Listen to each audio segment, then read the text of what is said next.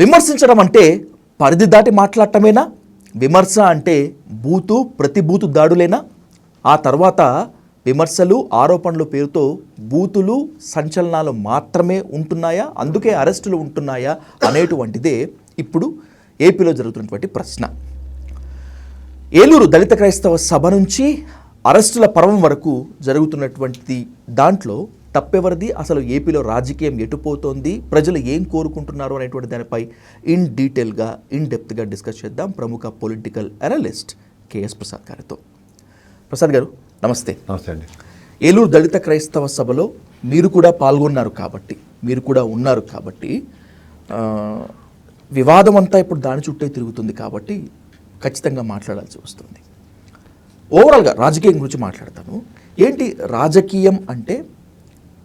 అధికార పార్టీ ప్రతిపక్షం మధ్య బూతుల దాడేనా, లేకపోతే అధికార పక్షాన్ని ప్రతిపక్షాన్ని సపోర్ట్ చేసేటువంటి వ్యక్తులు అందరూ కూడా బూతులు పరిదాటి మాట్లాడుకోవటమేనా?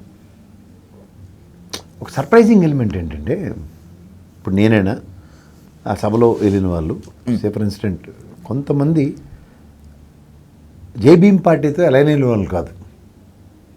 వ్యక్తిగతంగా శ్రవణ్ గారి మీద ఉన్న రెస్పెక్ట్, శ్రవణ్ గారితో ఉన్న పరిచయం, శ్రవణ్ గారితో ఉన్న ఫ్రెండ్షిప్తో వెళ్ళిన వాళ్ళమే. If I'm not wrong, please correct me. దానికి మీకు కూడా ఇన్విటేషన్ ఉంది. సంభవం మీకు వ్యక్తిగత కారణాలతో మీరు రాలేదు, ఆరోగ్యం బాగాలేక వెళ్ళలేకపోయాను. రెండోది ఏంటంటే, ఇక్కడ జరిగిన ఒక సర్ప్రైజింగ్ ఎలిమెంట్ ఏంటంటే, దళిత క్రైస్తవులు జరుగుతున్న వివాదం సుప్రీంకోర్టు లెవెల్లో అండ్ వాళ్ళకి ఇచ్చిన రీసెంట్ 1950 దగ్గర నుంచి జరుగుతున్నవి, నెక్స్ట్ ఒక దళితుల మీద కంటిన్యూస్గా బొంబార్డింగ్ జరుగుతుంది. వీటిలన్నిటి మీద నేను చదువుకుంటున్న యూనివర్సిటీలు దిగించి నాకు ఒక అంబేద్కరిజం మీద చాలా ఆకర్షితమైన వ్యక్తిని నేను. అలాంటిది నేను అట్లీస్ట్ నా వంతుగా నా సంఘీభావం అనుకోండి, లేదా నా వాళ్ళ పోరాటంలో నేను కూడా ఒక చేతనం చేద్దామని నేను లేను. My concept is that I was never expected that certain people. ఒక జేవియర్ సార్ అని 84 years ఒక పెద్ద మనిషి, ఆయన ఆ college principal, CR college principal గారు, ఆయన మాడింది, ఆంధ్ర యూనివర్సిటీ ప్రొఫెసర్ గారు మాడింది, ఒక రిటైర్డ్ ఐఆర్ఎస్ ఆఫీసర్ గారు మాడింది, అంతా నేను ప్రభావితం అయ్యాను. ఎస్, వాళ్ళకి ఇంత జరుగుతుంది, ఎస్ మనవంతుగా కూడా. నేను సర్టన్ పాయింట్స్ నేను కూడా ప్రిపేర్ అయ్యి వెళ్ళను అండి మాట్లాడడానికి. ఓకే. అండ్ ముఖ్యంగా మా ప్రొఫెసర్ గారు చాలా కేటగిరీగా చెప్పాడు, అంబేద్కర్ అనే వ్యక్తి ఇవాళ మన దేశానికి ఏం చేశాడు అన్న దగ్గర. ఇప్పుడు ఉదాహరణకి స్వతంత్రం వచ్చిన తర్వాత ఎవరిని ప్రధానమంత్రి చేయాలి, ఎవరు ప్రెసిడెంట్ చేయాలి, ఎవరిని మినిస్టర్ చేయాలి అన్న దగ్గర జుట్ల పంచాయతీ జరుగుతుందిరా. బ్రిటిష్ వాడు ఆ రోజుల్లో మీకంటూ ఒకటి ఏమీ లేదు, ఒక ఎజెండా ఉండదు, and the way you are going to be అన్న దగ్గర, ఎందుకంటే 584 సంస్థానాలు ఉన్నాయి దేశం మొత్తం మీద. ఈ సంస్థానాలన్నీ విలీనం తీసుకొచ్చి ఏకతాటి మీద ఒకటే సిద్ధాంతానికి కట్టుబడి ఉండాలి అన్న దగ్గర ఒక వైటల్ రోల్ ప్లే చేసిన ఒక మహనీయుడు ఎవడంటే అంబేద్కరే. చాలామంది చాలా ఈజీగా చెప్తూ ఉంటారు అంబేద్కర్ రాజ్యాంగ నిర్మాత, ఆ కమిటీలో ఒకడు అన్నట్టుగా. కానీ దాని మీద పూర్వపరాల మీద పూర్తి అవగాహన ఉన్న వ్యక్తి అతను. అందుకే ఆయన్ని చాలామంది దైవాంశ సంబూతులతోనే పోలిస్తారు, ఉత్తనే పోల్చరు సార్. ఆయన రాజకీయ పదవుల్లో తృణప్రాయంగా ఆయన ఓడిపోయిన దాన్ని కూడా చాలా స్పోర్టివ్ స్పిరిట్ తీసుకున్నాడు. ఎందుకు అంటే, నేను ఆ రోజు కూడా సభలో కూడా చెప్పాను, ఆయన హక్కులు తన కోసం పోరాడలేదు, దేశంలో ఉన్న ప్రతి ఒక్కడికి హక్కుగా ఇచ్చాడు. హక్కు కోసం నువ్వు పోరాడక్కర్లేదు, దిస్ ఈజ్ మై రైట్ అని చెప్పచ్చు. ఆ రోజు చూడు, స్వరాజ్యం నా జన్మ హక్కు అని పోరాడిన కేసర్ గారి స్ఫూర్తితో. These are all fundamental rights గురించి పోరాడిన ఆ పోరాటాలు కాదు, నువ్వు నేను పోరాడక్కర్లేదు, దిస్ ఈజ్ యువర్ రైట్. వాళ్ళు అందరూ వాక్ స్వాతంత్రం, నెక్స్ట్ దేశంలో ఎక్కడైనా నివసించే హక్కు, లేకపోతే పరమతాలని గౌరవించవలసిన కాన్స్టిట్యూషనల్ అమెండ్మెంట్స్ చేసే అంత హక్కు, ఇలాంటివన్నీ చేసిన మహనీయుడైన. సంస్థానాలు విలీనం తీసుకొచ్చి ఆ రోజున ఒక అన్సర్టనిటీ ఏంటి, ముస్లిం కమ్యూనిటీకి ఒకలా ఉంటుంది, అలాంటి లాని బ్యాలెన్స్ చేస్తూ వాళ్ళని కాన్స్టిట్యూషన్కి అబైడింగ్ సిటిజన్స్ కింద చేయడం అంటే చిన్న విషయమా? నిజాం సంస్థానాన్ని విలీనం చేసి ముస్లింలని భారతావనంలో ఒక భాగం చేయడం అంటే చిన్న విషయమా? ఇంత సాక్రిఫైజెస్తో కూడుకున్న ఆయన జీవితం ఇవాళ నిజంగా చెప్తున్నాను, అణగారిన వ్యవస్థకి ప్రాథమికంగా లభించిన హక్కుల్ని కూడా దుర్వినియోగపరుస్తున్న ఈ ప్రజాస్వామ్యంలో హక్కుని హక్కుగా పొందడానికి ఓ శ్రవణ్ లాంటి నడుం బిగించాడు. మళ్ళీ వాళ్ళ హక్కుల్ని వాళ్ళకు ఒక అంబేద్కర్ రూపంలోనో లేదంటే ఏదో అన్న దగ్గర కనీసం అభినయించడం కూడా రాని శ్రవణ్లా కనబడితే నాకు ఎలా అనిపిస్తుంది? నేనే చెప్పాను ఆ సభలో కేటగిరీ అభినయ్ అంబేద్కర్ అని. Because when you're in Rome need to be Roman అన్నారు. సో అడాప్ట్ చేసుకున్న దగ్గర ఆయన ఎండనక వాననక సూటు బూట్లోనే ఉంటాడు ఆయన. I'm not against for that. నువ్వు ఎప్పుడైనా సరే నిన్ను చూసే విధానం, నువ్వు వేసే వేషధారణలోనే చాలామంది ఉంటారు. The greatness of the man is only simplicity అనే ఒక గాంధీ మహాత్ముడు ఇచ్చిన వర్డ్కి ఇవాళ ఆ సింప్లిసిటీతో సాధిస్తుంది, ముందుకెళ్తుంది భారతదేశంలో ఎవడు లేడు. ఎవడికాడే ఇవాళ నరేంద్ర మోడీ లాంటి కూడా ఏమీ కుటుంబ బాధ్యతలు అలాంటివి లేవని అన్నీ చెప్పినా సరే ఆ వేషధారణలోనూ కానీ ఎక్కడ దేని విషయంలోనూ కాంప్రమైజ్ కానీ క్యారెక్టర్ అది. Dressing is self respect. Babasaheb Ambedkar చెప్తారు అన్నమాట. So even the way is you need to conduct in society, the first respect will gain with your dress code. ఇక్కడ ఇంకొక వర్డ్ కంపల్సరీగా మనం మాట్లాడుకోవాలి ప్రసాద్ గారు. గాంధీజీ కొల్లాయి వెనుక, అంబేద్కర్ సూటు వెనుక రాజకీయం ఉంటుంది. తప్పు. రాజకీయం ఇన్ ద సెన్స్ రాజకీయ పాత్ర పోషించేటువంటి ఉంటుంది. పాలిటిక్స్ అంటే నెగిటివ్ మోడ్లో కాదు. మీరు ఏదైనా చెప్పండి.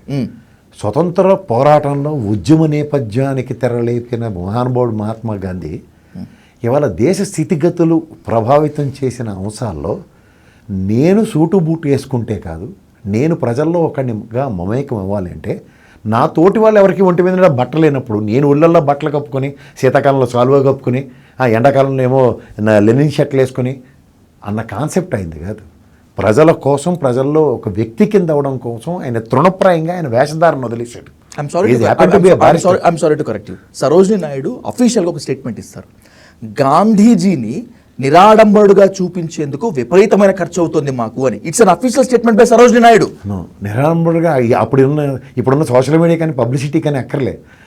నిరాడంబరత అన్నది మనిషిలో ఇప్పుడు ఈశ్వరచంద్ర విద్యాసాగర్ గారిని తీసుకున్నాం. నన్ను చాలా చాలా ఇన్స్పైరింగ్ క్యారెక్టర్ అది. ఒక బ్రిటిష్ ద్వారా కూడా వస్తాడు ఆయన స్పీచ్ వినడానికి ఆయన వస్తాడు. ఆ స్టేషన్లో దిగుతారు ఇద్దరు బెంగాల్లో ఒక దగ్గర. దిగిన దగ్గర ఆడు పోర్టర్ కోసం ఎదుగుతుంటాడు to lift his luggage. So Ishwar Chandra Vidyasagar garu ఆయనకి హెల్ప్ చేయడానికి ఆ లగేజ్ ఎత్తుకుని వెళ్ళిపోతాడు. వెళ్తే ఈ offers some cash and all. Okay. సాయంత్రం ఆయన సభకి ఈయన వెళ్తాడు. ఈ realises stated very clearly that మన పని మనమే చేసుకోవాలని.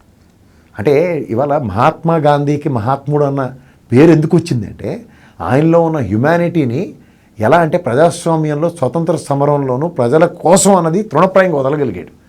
ఇవాళ ఆయన్ని మీరు ఎవరు ప్రజెంట్ చేయక్కర్లేదు. ఈ himself is a presenter. So అట్లాగే అంబేద్కర్ గారు అనే వ్యక్తి అణగారిన వ్యవస్థ నుంచి ఒక ఆవిష్కృతుడైన వ్యక్తి తన్ను ఆవిష్కరించుకున్నాడు. సో అలాంటివి క్యారెక్టర్స్ని దయించి కొంతమంది కంపేర్ చేస్తే తప్పని చెప్తాను నేను. ఎందుకంటే వీళ్ళు ఇవాళ ఎండ్ ఆఫ్ ద డే స్వార్థ ప్రయోజనాల కోసం ఇవాళ గాంధీ ఫ్యామిలీ తీసుకోండి, ఎవడన్నా దమ్మిడికి ఉపయోగపడిన ఉన్నాడు అంటే ఇవాళ రాజకీయాల్లో భావావేశాలతో ఏదైనా ఉండిపోయి లేదంటే గాంధీ భావజాలతో ఏదైనా ఉన్నత పదవులకు ఎదిగినోడు ఉన్న చూపించు. అలాగే అంబేద్కర్ ఫ్యామిలీని చూపించు. They're all sacrificers for the sake of motherland and nation. అంచేత నేను అంటుంది ఏంటంటే ఇవాళ దళిత మహాసభ అన్న దగ్గర ఒక కాన్సెప్ట్ ప్రజల్లో పెనట్రేట్ చేయడానికి 1,14,00,000 జనాభా ఉన్న ఆంధ్రప్రదేశ్లో ఇవాళ జైభీం పార్టీ అధ్యక్షుడిగా శ్రవణ్ గారి బాధ్యత ఏంటంటే మనకి ప్రజాస్వామ్యంలో ఎవడికవడికో ఊడిగాలు చేయడానికి మనం ఇన్నాళ్ళు బట్టి అణగారిన వ్యవస్థగా ఉన్నప్పుడు మనకు వివక్ష ఇవ్వటకు కూడా పోవట్లేదు. కానీ మనం అదే రాజ్యాధికారం ప్రజాస్వామ్యంలో సంతరించుకుంటే మనకు వచ్చే గౌరవప్రదమైన మర్యాదలు అలా ఉంటాయి.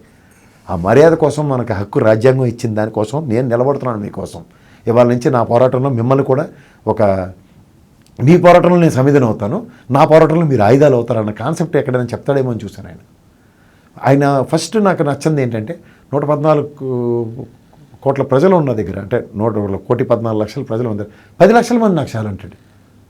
అక్కడ ఆయన పెనట్రేట్ చేసుకోవడానికి, ఆయన ప్రొజెక్ట్ చేసుకోవడానికి ఒక ఎమ్మెల్యే లేకపోతే ఎంపీగా గెలవడానిక, లేదా నన్ను ఉప ముఖ్యమంత్రి చేయమన్నాడు. ఇంకా కేపాలనయ్యం నాకన్నా రేపొద్దున ఎలక్షన్కి ఇవాళ దాకా డిక్లేర్ చేసుకుంటూ నేనే ముఖ్యమంత్రి, రేపు మిషన్ లేవో తేడా చేసే లేదా నేనే గెలుచుందని ఇతను ఉప ముఖ్యమంత్రి కోసం కంటెస్ట్ చేయడం ఏంటి? What is the big difference between Pawan Kalyan and this gentlemen? ఇప్పుడు ఒక భావావేశాన్ని నిజంగా చెప్పాలంటే రామ్ మాధవ్, రాధా మనోహర్ ఉన్నాడు, ఆయన ఇష్టం వచ్చినట్టు ప్రవర్తిస్తున్నాడు క్రిస్టియన్ సామాజిక వర్గం. నేను I couldn't accept that gentlemen. No way, he had no right to talk like that. నేను తీవ్రంగా విభేదిస్తున్నాను. నేను నేను ఇంటర్వ్యూ చేయడానికి కూడా సిద్ధంగా ఉన్నాను. చాలాసార్లు ట్రై చేస్తే కూడా అతను యాక్సెప్టెన్స్ ఇవ్వలేదు. మొమెంట్లో కూడా చెప్తున్నా. ఎందుకంటే క్వశ్చనర్ అది పంపిస్తేనే కానీ ప్రిపేర్ అయితే కానీ రాడు. ఆ గిర్లు ఏవో అడ్డమైన చెత్త మాట్లాడితే అవన్నీ మనం ఎంటర్టైన్ చేయాలి. I shouldn't allow. He ever also will never allow. మళ్ళీ దగ్గరికి రాడు. నేను మొమెంట్లో కూడా చెప్తున్నా. అతనికి ఏంటంటే ఒక సెట్ ఆఫ్ ఆడియన్స్ని క్రియేట్ చేసుకుని కేవలం హిందుత్వ ముసుగులో వేసే నాటకాలు అంటాం. ఎందుకంటే 1975 కాన్స్టిట్యూషన్ అమెండ్మెంట్లో నాకు మత స్వేచ్ఛ ఇచ్చింది. ఆ మత స్వేచ్ఛనిస్తూ నాకు పరమతాన్ని గౌరవించవలసిన బాధ్యతనిచ్చింది. అది రాజ్యాంగబద్ధమైన హక్కు కింద మత స్వేచ్ఛను వినియోగించుకుంటున్నప్పుడు వీడెవడో మన గురించి మాట్లాడడానికి. ఇది ఖచ్చితంగా తప్పు, తీవ్ర ఆక్షేపణీయం. ఇది నిజంగా దళితుల మీద ఆ విధంగా అతను మాట్లాడుతుంది, లేదా దళిత క్రైస్తవుల మీద మాట్లాడుతుంది, జేబీ పార్టీ ఎజెండా అవనివ్వండి, లెట్ హిమ్ ఫేస్. నేను పబ్లిక్ డొమైన్లో నేను దళిత క్రైస్తవుల తరఫున నేను నీతో మాట్లాడతా, మా తరఫున నువ్వు మాట్లాడుతున్న భాషను నేను ఖండిస్తున్నా అన్న ఛాలెంజింగ్కి వేదిక అయితే నేను సంతోషిస్తాను. రఘురామకృష్ణరాజు గారు ఆకివీడిలో జరుగుతుంది దానికి, అది న్యాయ పోరాటం జరుగుతుంది బిట్వీన్ శ్రవణ్ అండ్ రఘురామకృష్ణరాజు. న్యాయ నిర్ణేతలైన న్యాయస్థానం నుంచి వచ్చే డెలిబరేషన్ కన్నా వ్యక్తిగతంగా నాలుకలను తొళ్ళగొట్టుకోవడానికి కాదు కదా, నాలుకలు చేరేసుకోవడానికి. అది వేదిక అంటే నేను ఒప్పుకోను. You're right, give a press meet. ఆకివీడిలో జరుగుతున్న దౌర్భాగ్యానికి లేదా దాష్టికాలకి ఎస్, ఒక బీయింగ్ ఏ దళిత నాయకుడిగా నువ్వు మాట్లాడవలసిన మాటలు I appreciate it, I welcome it. But అక్కడ ఒక పబ్లిక్ డొమైన్లో ఇప్పుడు ఏం ఎలక్షన్ క్యాంపెయినింగ్ కాదు కదా, ఇంకా 3 సంవత్సరాలు ఉన్నాయి ఎలక్షన్స్కి. పార్టీ విధానాలను ప్రజల్లోకి తీసుకెళ్ళి 31 పాయింట్ల ఎజెండాతో పెట్టిన సభలో which agenda is been justified. మూడోది, ఇక్కడ పిలిచిన వక్తలు ఎస్ వాళ్ళు ఫ్రస్ట్రేషన్స్ తీసుకోవడానికి వచ్చారా? నేను అంటుంది ఏంటంటే వాళ్ళ మీద జరుగుతున్న దాడుల మీద వాళ్ళని ఉత్తేజపరచడానికి రావాలి, వాళ్ళు ఒక భావావేశాన్ని క్రియేట్ చేసి దాంట్లోంచి ఒక ఛానలైజేషన్ అవ్వడానికి ప్రయత్నించాలి. మన ప్రయత్నంగా వాళ్ళు మన వాళ్ళు అన్న భావన ఇవ్వాలి. నేను ఒక అగ్రకులానికి చెందిన ఒక దౌర్భాగ్యుడిగా నేను అక్కడికి వెళ్ళినా ఖచ్చితంగా చెప్పాల్సిన బాధ్యత మన మీద ఉంటుందా ఉండదా? నేను మీలో ఒకండి, అంతేకాని నా లేచిన కండువా కప్పుకొని నేను ఏదో నటించడానికి వెళ్ళలేదు నేను అక్కడికి. మీతో పాటు ఇంకొంతరి మీద వచ్చినటువంటి ప్రశ్న ఏంటంటే, మీరు దళితులు కాదు, క్రైస్తవులు అంతకన్నా కాదు, మీరు దళిత క్రైస్తవ సభకు మీరు ఎందుకు వెళ్తారు, వాళ్ళు పిలిస్తే మాత్రం ఎందుకు వెళ్తారు అనేటువంటి ప్రశ్న ఇక్కడ. సంతోషం, నాకు మత స్వేచ్ఛ ఇచ్చింది, నేను వెళ్ళి నమాజ్ చదువుతాను, నేను రోజా చేస్తాను, నీకు తెలిసే విషయం. నేను చదువు అవును, ఏ నాకు అవడం చెప్పాడే, నేను ప్రభావితం, లెంట్ కూడా చేస్తాను నేను. వైల్డు భగవంతుడండి, నువ్వు భగవంతుడనే గుడికి నేను రాకుండా దళితుడని చెప్పి వాడిని ఆపితే వాడు ఒక సాంతన పొందడానికి చర్చిని అనే మార్గాన్ని ఎత్తుక్కున్నాడు. అక్కడ కూడా వాడు దేవుడితోనే కన్ఫ్రంటేషన్లో ఉన్నాడు. Watts wrong in it? నా దృష్టిలో వెంకటేశ్వర స్వామి ఎంత గొప్పవాడు, జీసస్ క్రీస్ట్ కూడా అంతే గొప్పవాడు, మహమ్మద్ ప్రవక్త అల్లా కూడా అంతే గొప్పవాడు. తప్పని వాడు నాతో ఆర్గ్యుమెంట్ చేయమనంటే చూద్దాం. ఇది ఎవరండి నాకు ఇచ్చింది? నాకు రాజ్యాంగం ప్రకారం నాకు ఎదుటి వ్యక్తిని ఎదుటి మతాన్ని గౌరవించవలసిన బాధ్యత నా మీద ఉండి, మత స్వేచ్ఛ ఉన్న నా దేశంలో నేను ఎదుటి మతస్థుడిని గౌరవించకూడదని చెప్పడానికి వాళ్ళెవరండి? క్రైస్తవ సోదరులు నేను పలకరించకూడదు, వాళ్ళకి వచ్చిన కష్టానికి సంఘీభావం ప్రకటించకూడదు అనడానికి నా అగ్రకులమే నాకు అడ్డు అయితే నాకు కులమే అక్కర్లేదు. మీ సంఘీభావం వెనుక సీక్రెట్ ఎజెండా, పర్సనల్ ఎజెండా ఉందా అంటే? ఏమైనా ఎజెండా ఉంటుంది? ఉందా అంటే ఏమని ఉంటుంది చెప్పండి? ఉంటే ఏదన్నా ఉందా? అది ఎందుకు ఉండాలి? ఒకవేళ ఉంటే అడిగే వాళ్ళమే కదా. కాదు, ఎందుకు ఉండాలి? మీరు నన్ను అడగండి ఆ ప్రశ్న, నేను దానికి కూడా సమాధానం చెప్తాను. వాట్స్ యువర్ పర్సనల్ ఎజెండా అంటే చెప్పండి. ప్రభుత్వానికి వ్యతిరేకంగా నిలబట్టము. నేను ప్రభుత్వం వ్యతిరేకంగా నేను అంటలేదు. ఇప్పుడు వాళ్ళ మీద పిఠాపురంలోనే ఎగ్జాంపుల్ చెప్తున్నాను. చిన్న పిల్లలు అభంశుభం తెలియని పిల్లలకి వివక్ష సంఘ బహిష్కరణలు జరిగాయి. నేను గలం ఇప్పుడు మాట్లాడుతున్నాను ఇక్కడ. అలాంటి ఒక వేదిక దగ్గర పిఠాపురం నుంచి వచ్చిన 5-10 మందికైనా నేను సంఘీభావం ప్రకటించడానికి తప్పు అంటే నేను ఎందుకు ఊరుకోవాలి? Why should I tolerate? నేను కుల మతాలకు అతీతంగా పెరిగిన వ్యక్తిని. నాకు మతం అన్నది దేవుడు నన్ను పుట్టించవచ్చు, కానీ నాకు 3 మతాలు సమానమే, ఇంక్లూడింగ్ బౌద్ధ మతం కూడా నాకు సమానమే. ఐ రెస్పెక్ట్ ఈవెన్ సిక్ సమాజం. నేను ఈరోజు దాకా ఏ సిక్కు సోదరుడు నాకు కనబడినా సస్త్రీకాలని చెప్పకుండా నేను ఎవరిని తప్పించుకోవటం అంటే ఎవరైనా క్రాస్ ఫెడరేషన్ చేసుకో, నేను అమీర్పేట రేడియస్లోనే ఉంటాను. ఇది తప్పని ఎవరు చెప్తాడు? నేను నాకు అర్థం కాదు అసలు. What's wrong in it? Who the hell they are to say that what I did was wrong అని.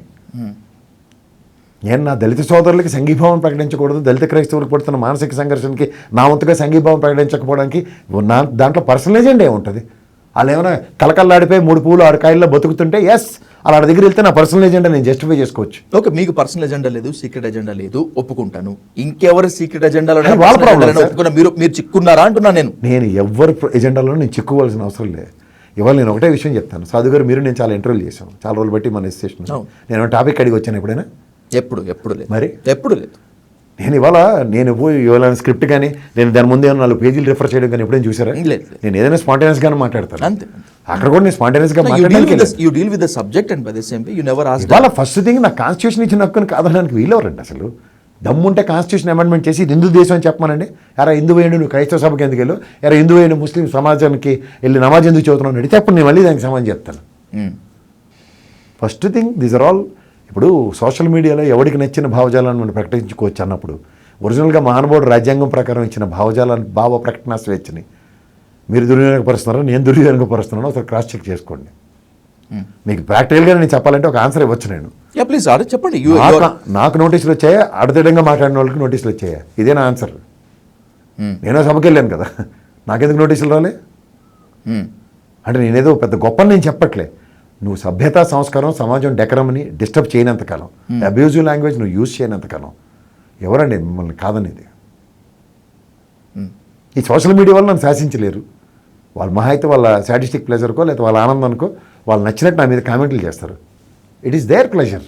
ఓకే, లైన్ క్రాస్ చేసి మాట్లాడారు, లిమిట్స్ దాటి మాట్లాడారు, బూతులు మాట్లాడారు అన్నందుకే ఈ కేసులు అరెస్టులు అని చెప్పి అంటున్నారు. రాజకీయాల్లో రాజకీయ నేతలు చాలామంది బూతులు మాట్లాడారు, ఇంతకన్నా చాలా దారుణంగా అబద్ధాలు ఆడారు, అబద్ధపు హామీలు ఇచ్చారు, ప్రజల్ని వంచారు, ఇంకా అతి జుగుప్సాకరమైన మాటలు మాట్లాడారు. వాళ్ళ మీద ఎఫ్ఐఆర్లు యాక్షన్స్ ఏమి ఉండవా? వాళ్ళకి అరెస్టులు ఏమి ఉండవా? అంటే బలిసినోడికి బారాకున్ మాఫా? బాగా చెప్పారు మీరు బాహుబలి సినిమా చూసారా? బాహుబలి సినిమా చూసారు? నేను ఈ మధ్య చాలా ఎగ్జాంపుల్స్ దాంట్లో చెప్తున్నా. చిన్నప్పుడు ప్రభాస్ గారు కూర్చొని ఉన్నప్పుడు రమ్యకృష్ణ తేలు కొట్టడానికి వస్తుంది, దాని నుంచి వాడు కాపాడతాడు. She doesn't know. Okay, Ramya Krishna doesn't know. Okay, అయ్యో నువ్వు నన్ను కాపాడమని గ్రాటిట్యూడ్ కూడా చూపించదు. మీరు ఆ సినిమాలు చూడండి కావాలంటే అబ్జర్వ్ చేయండి. నాకు అంతగా గుర్తులేదు, అందుకే I'm not getting. She won't even show any gratitude. అయిపోయింది. ఈవెన్ అవన్నీ దృష్టిలో పెట్టుకుంటే ఒక ఏనుగు గేంకరిస్తుంటుంది ఆవిడ మంటలు తీసుకుని వెళ్తున్నప్పుడు, దాన్ని కూడా కంట్రోల్ చేస్తాడు. ఆవిడ చక్కగా రాజ్యం సుభిక్షంగా ఉండాలని చెప్పి వాళ్ళు చేసే ప్రదక్షిణ చేస్తున్నప్పుడు అప్పుడు అయినా సరే ఈ కన్సిడరేషన్స్తో ఆవిడని వాళ్ళ అబ్బాయిని చక్రవర్తి కింద ప్రకటిస్తుందా, ఇతను ప్రకటిస్తుందా? మీకు ఎగ్జాంపుల్స్ ఎందుకు చెప్తున్నానంటే, but over a period of time democracy justification ఎలా ఉంది? Again Baahubali is been warrior కింద గెలిచి ప్రతిష్ఠించబడతాడు. ఎవరు? బాహుబలి కొడుకు. అలాగే ప్రజాస్వామ్యంలో ఓపిక కావాలి. ఆ రోజు బాహుబలి సైన్యాధ్యక్షుడిగా ప్రమాణం చేస్తేనే మొత్తం దద్దరిల్లిపోతుంది. కానీ రాజు ప్రమాణ స్వీకారం చేసినప్పుడు దద్దరిల్లుతుందంటే దద్దరిల్లుతుంది. మీరు జాగ్రత్తగా గమనించండి. దద్దరిల్లిపోయిన దానికి నేను సూపర్ అనుకుని అతనే యుద్ధం ప్రకటించలేదు, సైమన్ అని ప్రకటించాడు. సైమన్ అని పాటించాడు. ఓకే, దీనివల్ల సారాంశం ఏమైంది? Over a period of time తన వంశం జస్టిఫై అయింది.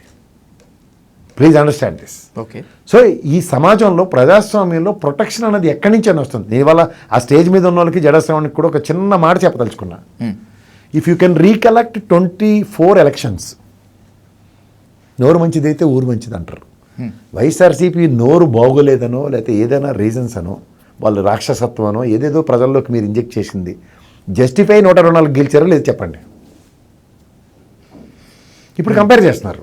అరే వీరికన్నా ఏమో వీరికన్నా ఏమో, ఒకవేళ జేబీ పార్టీ వాడు వచ్చినాడు మన ఏమైనా పెద్ద ఉద్ధరిస్తాడా అంటే ఈయన అదే పద్ధతిలో ఉన్నాడా అన్న క్వశ్చన్ మీరు ఎందుకు ఇస్తున్నారు? అంబేద్కర్ గారు ఎక్కడ బూతులు మాడమని ఎవరు చెప్పలేదు కదా, ఎవరికి చెప్పలేదు కదా. మరి అట్టప్పుడు ఏ ప్రాతిపదిక మీద? నాకు అదేంటి నన్ను ఓడగొట్టేశారు, నేను రాజ్యాంగం రాసినోడిని అని కాంగ్రెస్ మీద ఏమైనా తిరుగుబాటు చేయండి ఎగరేసాడు ఆయన? బూతులు తిట్టాడా? భీమరావు సాబ్ అంబేద్కర్ సాబ్కి అబ్యూజివ్ లాంగ్వేజ్ రాదా? ఎక్కడ యూజ్ చేయలేదు ఆయన. గాంధీని అత్యంత దారుణంగా విమర్శించేటప్పుడు కూడా హీ నెవర్ అట్టెడ్ ఏ సింగిల్ వర్డ్. ఎగ్జాక్ట్లీ. కానీ ఉద్యమం అన్నప్పుడు భావవేశాలు ఉంటాయి, ఒక పోరాటం అన్నప్పుడు భావ నియంత్రణ లేక. కమ్యూనిస్ట్ ఉద్యమాలు చూసారా మీరు? ఏ రోజున అబ్యూజివ్ లాంగ్వేజ్ వాడింది చూసారా మీరు? నేను చూసా. ఎప్పుడు వాళ్ళు యూజ్ చేయరు. వాళ్ళ పర్పస్ ఏంటి? ఒక మూటతో పనిచేస్తారు. ఎండ్ ఆఫ్ ద డే ప్రజలు దీంట్లోంచి జస్టిఫై అవుతున్నారా లేదా అన్నది నీకు ఎక్కడ కనపడవలసినవారు? దళిత క్రైస్తవులు. వాళ్ళ మీద జరుగుతున్న జుగుత్సాహకరమైన అంశాలని నేనున్నానన్న భరోసా ఇచ్చే సభలో ఈ శంకరావు పూర్వంతో వాళ్ళకి ఒక చేతను అండ్ వాళ్ళకి ఒక ధైర్యం ఇవ్వాల్సిన దగ్గర అబ్యూజివ్ లాంగ్వేజ్కి తో ఎక్కడి నుంచి వచ్చింది? ఇవాళేం కొత్త కాదు కదా. అణగారిన వ్యవస్థను అణగదొక్కడానికి అగరకొల్లాలు 24/7 అదే పని చేస్తున్నారు. ఇవాళ నీ యుద్ధం ఒక రఘురామ కృష్ణరాజు మీద కాదు కదా. లేదంటే నీ ఛాలెంజ్ రేపు పొద్దున హుండీలో ఆయనతో కాంప్లిమెంటరీగా జైభీం పార్టీ నుంచి నిలబడి చూపించు, గెలిచి చూపించు. అది నీ ప్రత్యక్ష ప్రజాస్వామ్య యుద్ధం. నేను చెప్తుంది అదే. సో ఇది కానప్పుడు దీని మీద ఒక విషయం చెప్తాను. ఇప్పుడు ఇవి ఎక్కడికి లీడ్ అయ్యి మీతో పాటు అబ్యూజివ్ లాంగ్వేజ్ వాడిన వాళ్ళందరికీ నోటీసులు కేసులు దాకా వెళ్ళి మీతో పాటు పనిలో పనిగా కేవీఆర్ని కూడా ఎత్తేసారు. కేవీఆర్ మీద 2.5 నెలలు పెట్టి రెక్కి పెట్టారు అక్కడ. వాళ్ళు ఎదురుగుండా ఇంట్లో దిగి పోలీసు వాళ్ళు. ఎంతమందికి తెలిసే విషయం? వాళ్ళ భార్య పిల్లలకు కూడా తెలియదు. ఎదురుగుండా టెనెంట్స్ కింద దిగారు పోలీసు వాళ్ళు. ఓకే ఓకే, అంటే ఒక సీరియస్నెస్. ఇవాళ నేను వైఎస్ఆర్సీపీ వాళ్ళు ఇవాళ ఎంత కాదన్న జగన్మోహన్ రెడ్డి హక్కును చేర్చుకుని ఆయనకి ఫోటోలు అవి తీసిన తర్వాత అతను వైఎస్ఆర్సీపీ సభ్యుడి కింద పరిగణించబడతాడా, లేకపోతే వేరే అతీత శక్తి కింద పరిగణించబడతాడా? లీగల్ సెల్ ఎక్కడుంది? అన్డౌటెడ్లీ వైసీపీ ముద్ర పడిపోయినట్లే పడినట్టే కదా. మన తోటి జర్నలిస్ట్కి వైసీపీ ముద్ర పడింది, అఫీషియల్గా పడింది. ఇప్పుడు నాకు మొన్నటిదాకా ముద్రే కదా, మళ్ళీ మనం ఇవాళకి కూడా ముద్రే. ఇది వైసీపీకి కోవర్టు లేదా వైసీపీ అని. కానీ నేను ఏ రోజు అఫీషియల్ సభ్యత్వాలు ఇవి తీసుకోలే కదా. నేను జగన్మోహన్ రెడ్డితో ఫోటోలు కానీ ఇలాంటివి ఏం లేవు కదా, ఎగ్జాంపుల్ చెప్తున్నాను. కానీ ఆయన అఫీషియలైజ్ చేశారు కదా, చేసినప్పుడు లీగల్ సపోర్ట్ సోషల్ మీడియాకే నేను చెప్పదలుచుకున్నాను. మళ్ళీ అనమాట కొంతమంది ఆవేశాలకు గురవుతున్నారు, భావావేశాలకు గురవుతున్నారు. కేవీఆర్ని నేను ఒక ప్రాక్టికల్ ఎగ్జాంపుల్ చెప్పదలుచుకున్నాను. ఓకే, 2.5 నెలల బట్టి పోలీసులు రెక్కి నిర్వర్తించి ఆయన ఎప్పుడు దొరుకుతాడు అన్న దగ్గర. కేవీఆర్ ఒక సాదాసీదా జర్నలిస్టు, మనలాగే నాలాగే ఒక చిన్న జర్నలిస్టు. అతని కోసం అంత రెక్కి వేసి 2 నెలల పాటు వేయాల్సినటువంటి అవసరం ఉందంటారా? అంత సంఘ విద్రోహ శక్తి, అరాచక శక్తి అవన్నీ కాదు. ఇక్కడ మీరు ఒకటి గుర్తుంచుకోండి, వ్యవస్థలో ఎఫ్ఐఆర్ అన్నది ఉందనుకోండి. మన జర్నలిస్ట్ కోణంలోనే మాట్లాడదాం సార్. ఎఫ్ఐఆర్ క్వాష్ చేసుకోకపోతే అడిషనల్ డీజీపీ హోదా ఉన్న సునీల్ కుమార్ కన్నా మనం ఏం తీసి మాట్లాడగలం కాదు కదా. అతనే పంచేంద్రియాలు మూసుకొచ్చి ఆంధ్రప్రదేశ్లో కోర్టులో సరెండర్ అయ్యాడు లేదా? కేసు నడుస్తుందో లేదా? నేను రిటైర్మెంట్ కూడా అయిపోయింది, ఏమీ లేదు, రిటైర్మెంట్ బెనిఫిట్స్ కూడా లేకుండా ఓన్లీ పెన్షన్ ఏదో ఏర్పాటు చేసినట్టు ఉన్నారు. అవునంటారు కాదంటారు? FIR is an FIR. ఇప్పుడు జర్నలిస్టులకు చాలామంది ఎఫ్ఐఆర్లు ఉంటాయి, తిరుగుతున్న వాళ్ళు లేరా కోర్టులంపట? అవును. సరే, ఒక లాయర్ ఉన్నాడు, ఎవడన్నా మనకేం చేస్తాడు? ఫస్ట్ ఎఫ్ఐఆర్ క్వాష్ చేయడానికి హైకోర్టులో వేస్తాడు, బెంచ్కి తెచ్చుకోలేడు. కాబట్టి నేను మీరంటే మన లాయర్ ఏడో చిన్న బుడంకాయ గడ్డ ఉంటాడు అనుకుందాం. వైఎస్ఆర్సీపీ వాడు 2.5 నెలలు బట్టి ఆయన అండర్ గ్రౌండ్లో ఉన్నాడు, భార్య పిల్లలకు దూరంగా. అలాంటి వ్యక్తికి హైకోర్టులో సరెండర్ చేసో లేకపోతే కోర్టులో సరెండర్ చేసో బెయిల్, యాంటిసిపేటరీ బెయిల్ లేకపోతే బెయిల్ అన్నది ఇప్పించాలా, ఇప్పించక్కర్లేదా? అండర్ గ్రౌండ్ అన్న సొల్యూషన్ ఇచ్చిన బుర్ర తక్కువ వెదవాడు వాడు ఎవడన్నాడంటే చెప్పండి చదువు. Did anybody gives this sort of useless idea? ప్యారల్గా నువ్వు లీగల్ ప్రొటెక్షన్కి లీగల్ పరంగా చేసి అండర్ గ్రౌండ్కి వెళ్తావా? అంటే వాళ్ళు నేను పోలీసులు అరెస్ట్ చేయకుండా చేయొచ్చు, ఇది అండర్ గ్రౌండ్ అన్న కాన్సెప్ట్. ఓకే, కానీ నీకు ప్యారల్గా హైకోర్టులోనో లేకపోతే సంబంధిత డిస్ట్రిక్ట్ కోర్టులో లీగల్ బ్యాటిల్ నడవాల్సిందే కదా, నడవాల్సింది. అదర్వైజ్ ఎఫ్ఐఆర్ ఈజ్ ఎఫ్ఐఆర్, అంతే. దట్ విల్ బి రిమైన్, అంతే ఉంటుంది. సో ఇంత జరుగుతుంటే అవేర్నెస్ ఎవరికి ఉంది? ఇలా ఇవాళ కేవీఆర్ లాటోడికి ముద్ర పడిన తర్వాతే ఇంత జరిగితే, ఇంత 2 సార్లు ఒకసారి ఎత్తుకెళ్తే మళ్ళీ వైఎస్ఆర్సీపీ శ్రేణులే అతను లాక్కొచ్చి అతను భయస్తుడు బొల్లుమని ఏడిచేసాడు. చూసాం కదా మనం ఆయన వీడియోలు. అవును, భయస్తుడికి అండర్ గ్రౌండ్ వెళ్ళి 2.5 నెలలు బట్టి భార్య పిల్లలకు దూరంగా ఉండమని బుర్ర తక్కువ ఏడి ఇచ్చినాడు వాడు. భయస్తుడిని కూడా కాపాడుకోలేరా? Okay, is it not a measurable failure? ఇప్పుడు గుడివాడ అమర్నాథ్ గారు లాంటి స్థాయికి పనవాళ్ళు గారు వెళ్ళిపోయారు. సామాన్యుడికి ఆంబోతులు తన్నుకుంటే మధ్యలో లేగదోళ్ళు చచ్చిపోయినాయట. లేగదోళ్ళకి ప్రొటెక్షన్ ఏది? భావావేశానికి గురవుతున్న ఎంతోమంది సోషల్ మీడియా మిత్రులకి 2 చేతులు దండం పెట్టి చెప్తున్నా, aggressions to an extent is okay. నేను అగ్రెషన్ చూపిస్తాను, అబ్యూజివ్ లాంగ్వేజ్ అన్నది దయించి వాడకండి. It's a నంబుల్ request. దానివల్ల వచ్చే కాన్సిక్వెన్సెస్కి మన్నవుడు కాపాడు. ఇప్పుడు సింపుల్గా చెప్తాను, ఇవాళ కేవీఆర్కి 14 రోజులు రిమాండ్ పడింది. 2 రోజులు 3 రోజులు జ్యుడిషియల్ కస్టడీ అడిగితే, ఇప్పుడు రేపొద్దున ఇతను రావణ్ గారికి కూడా ఒక స్టేషన్ నుంచి బెయిల్ వచ్చింది, ఇంకో స్టేషన్ ఇమీడియట్గా అయింది. కేవీఆర్కి కూడా అదే జరిగింది. ఇవాళ కూడా వేరే స్టేషన్ వాళ్ళు రెడీగా ఉన్నారు, రేపు ఇంకో కేసు ఉంది. ఇలా చైనా అయినప్పుడు పోసాని కృష్ణమూర్తి, నెక్స్ట్ బోరగడ్డ అనిల్ చూసాం లేదా ప్రాక్టికల్గా? ఎక్కడున్నారు వాళ్ళు? బోరగడ్డ అనిల్ అంత అగ్రెసివ్ వీడియోస్ వస్తున్నాయా? పోసాని కృష్ణమూర్తి అప్పటిదాకా మాట్లాడినాడు, వాళ్ళ సైలెన్స్ స్పేస్ అన్నట్టు ఉన్నాడా, లేకపోతే ఏమైనా రోజు వచ్చి భావావేశాన్ని ప్రకటిస్తున్నాడా? ఇది మనకు అవసరమా? ఇంకా 3 సంవత్సరాలు బ్యాటిల్ ఉంది. సైమనాలు పాటించవలసిన అవసరం లేదా? పాలసీల మీద మాట్లాడండి, వ్యక్తిగతాల మీద దేనికి వెళ్తున్నారు? ఇప్పుడు జడశ్రవణ్ గారు మాజీ జడ్జి గారు, ఆయనకే నోటీస్ వచ్చింది కదా. బీయింగ్ ఏ లా అబైడింగ్ సిటిజన్గా ఆయన కోర్టుకి వెళ్తాడా వెళ్ళడా? ఎఫ్ఐఆర్ కూడా బుక్ అయింది కదా. ఆయన్నే ఓ జడ్జి గారా మా తోటి కొలీకు ఆయన మీద కేసు బుక్ చేయడం వచ్చిన క్వాష్ చేశాడా? ఎఫ్ఐఆర్ బుక్ అయితే ఎవరైనా ఒకటే, everyone is equal before law కదా మన మరి రూల్ ప్రకారం. అది లీగల్ వాళ్ళకి ఎందుకు తెలియట్లే? It is their basic duty to aware of it కదా. ఫస్ట్ థింగ్ ఎఫ్ఐఆర్ క్వాష్ అవ్వాలి, లేదా కోర్టు త్రూగా బెయిల్ రావాలి. అదర్వైజ్ అండర్ గ్రౌండ్కి వెళ్ళవలసిన పర్పస్ ఏంటి? 2.5 నెలల తమాషాలుగా ఉందా భార్య పిల్లలను వదిలేసి? ఇదేనా మీరు ఇచ్చే ప్రొటెక్షన్? ఏ పార్టీ అన్నా, ఐఎమ్ క్వశ్చనింగ్ ఎనీబడి. ఓకే, రేపొద్దున ఇంకో పార్టీ వాడికి జరగచ్చు భవిష్యత్తులో. దేనికి ఆవేశాలకు గురవుతున్నారు? ఇది ఒక శాతమనే కదా మనకి. రైట్. పోలీస్ వ్యవస్థలు బయట ఉన్నంతకాలమే అందరూ తీసుమార్కాలు, లోపలికి వెళ్తే ఎలాంటివాడికైనా తెలియవలసింది వ్యవస్థని గౌరవించండి, పోలీస్ వ్యవస్థను ముఖ్యంగా, అలాగే కోర్టును కూడా. మన పరిధి చాలా చిన్నది. ఇక సినిమాలు చూసి, సాయి కుమార్ సినిమాలు చూసి ప్రభావితాలు అయిపోకండి, అర్థమవుతుంది, అంతకనే ఏం లేదు. రైట్. ఆంధ్రప్రదేశ్ రాజకీయం మాత్రం హాట్గానే ఉంది. ఈ రాజకీయ పార్టీల మధ్య కాదు, రాజకీయ పార్టీలకు సపోర్ట్గా మాట్లాడుతున్నటువంటి వాళ్ళు, వ్యతిరేకిస్తున్నటువంటి వాళ్ళ మధ్య. మీరు అన్నట్లుగా ఇప్పుడు రాబోయేటువంటి సాధు గారు మీకు మాట చెప్పండి, పులికి జూలో రెగ్యులర్గా మాంసం పీసులు వేస్తున్నాడు అనుకోండి, అది ఎలా ఉంటుంది? తినేసి పోతుంది. కాకుండా వీడు కర్ర కట్టి ఇలా ఏడిపిస్తున్నాడు అనుకోండి, దాన్ని అగ్రెసివ్నెస్ వస్తుంది. ఈ అగ్రెసివ్నెస్ ఎవడిస్తున్నాడో సమాజం గమనించండి. ఎందుకంటే రూలింగ్ గవర్నమెంట్కి మనశ్శాంతిగా ఉండేవట్లేదు, అపోజిషన్ పార్టీకి మనశ్శాంతి లేకుండా బీజేపీ వాడు ఇచ్చిన హెర్క్యులెన్ టాస్క్కి వీళ్ళు బలవుతున్నారు. ఇది వాళ్ళు గ్రహించట్లేదు, మనం ప్రజలు అండ్ సోషల్ మీడియా వాళ్ళు కూడా గ్రహించిపోతే చాలా రిప్రికేషన్స్ ఉంటాయి. రైట్ ప్రసాద్ గారు, మళ్ళీ కలుద్దాం ఖచ్చితంగా. డీటెయిల్గా ఈ పరిణామాలపైన మాత్రమే కాకుండా మిగతా రాజకీయాలపై డీటెయిల్గా మాట్లాడదాం. Thank you so much.